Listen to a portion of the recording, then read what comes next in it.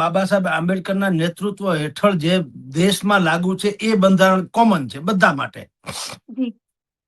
પછી કોઈ પેટા બંધારણ હોય નહીં.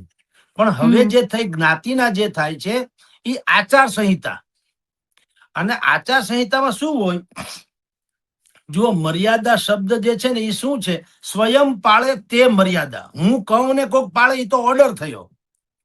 મર્યાદા પુરુષોત્તમ ભગવાન શ્રી રામને મર્યાદા પુરુષોત્તમ કીધા શું કામ? એ સ્વયં બધું પાલન કરતા હતા.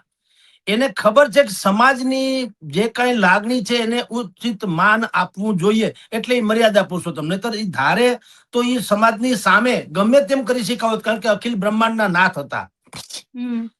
પણ તમારે જયારે કોઈ એક નેરેટિવ સેટ કરવું હોય અથવા તો લોકોની ઉપર એક પ્રકારની નૈતિક જવાબદારી લાદવી હોય તો સ્વયં ચેરિટી બિગેન્સ ફ્રોમ હોમ તમારે સૌથી પહેલા પાલન કરવું જોઈએ.